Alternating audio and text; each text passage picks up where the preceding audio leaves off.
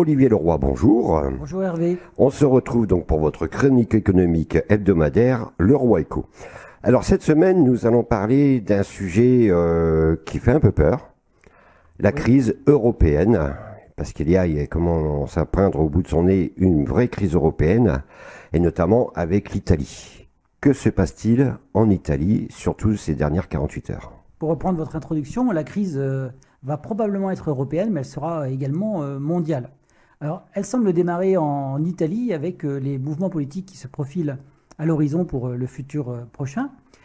Vous avez tous entendu parler de la crise au gouvernement italien, ces remouvements de politique avec ces extrêmes qui arrivent au pouvoir et les positions qu'a pris le peuple italien concernant l'Europe. Il semblerait qu'une grosse proportion du peuple italien souhaite quitter définitivement l'Europe puisqu'ils ont fait confiance à un parti dont c'est on va dire, l'objectif principal. Oui, mais il y a une réelle crise puisque on n'arrive pas à trouver de chef de gouvernement. En Italie, c'est assez fréquent de ne pas trouver chef de gouvernement, donc l'Italie va pouvoir se gouverner un peu toute seule. On a vu dans d'autres pays européens des pays sans gouvernement pendant plusieurs années. Rappelez-vous l'exemple de la Belgique. Donc ça, en soi, c'est pas vraiment un gros problème. Le problème, c'est ce que va faire le gouvernement plus tard lorsqu'il sera décidé. Que ce soit dans 1 an ou dans 2 ans, il va décider quelque chose. Si on va vers une sortie de l'Europe ou de l'euro, effectivement, là, une grosse crise risque de se profiler à l'horizon. Alors on parle de l'Italie, évidemment. Italie, Europe, la France. Quelles conséquences pour notre pays?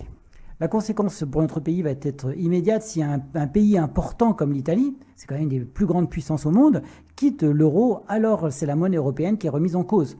D'autres pays risquent de suivre parce que beaucoup de pays sont tentés. À ce moment-là, si d'autres pays suivent, c'est l'euro qui s'écroule. Et si chaque pays de l'Europe qui a la monnaie européenne ne peut plus l'avoir, à ce moment-là, on risque d'avoir des monnaies donc nationales qui vont toutes être dévaluées fortement. Surtout que l'euro, en ce moment, il s'affaiblit. L'euro s'affaiblit considérablement parce qu'il n'y a pas que la crise européenne, il y a ce qui nous vient des États-Unis. Les États-Unis voient le dollar augmenter considérablement.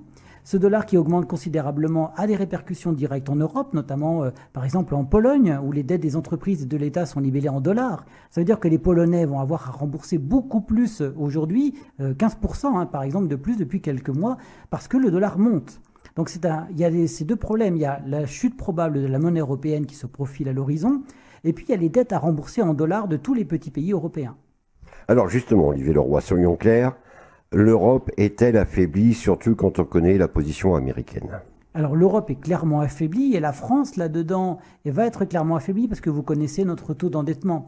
Donc on a peut-être une Europe dont la monnaie va aller vacillant, dont certains pays souhaitent sortir. L'Angleterre, c'est déjà quasiment fait. L'Italie, ça va peut-être venir. Donc oui, le modèle européen est sérieusement remis en question. Ma dernière question, Olivier Leroy. Est-ce que cette crise peut s'appeler l'effet Trump? Clairement, il s'agit d'un effet Trump parce que c'est voulu.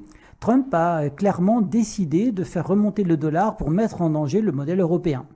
Et on peut sortir mondialement un peu des États-Unis et de l'Europe.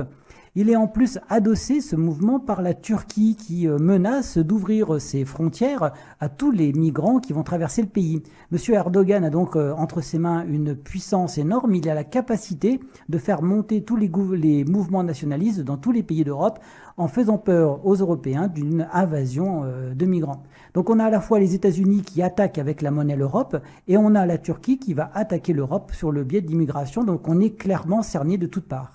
Alors, allons de l'autre côté du monde. Quel est le regard de Poutine, de l'URSS? Poutine, lui, se frotte les mains. L'Europe est en train de se désagréger sans rien avoir à faire. Il va avoir les mains libres pour continuer sa percée vers l'Ukraine. Merci Olivier Leroy. Merci pour ces explications sur peut-être une crise européenne. On se retrouve la semaine prochaine pour un nouveau Leroy Eco. À la semaine prochaine, Olivier.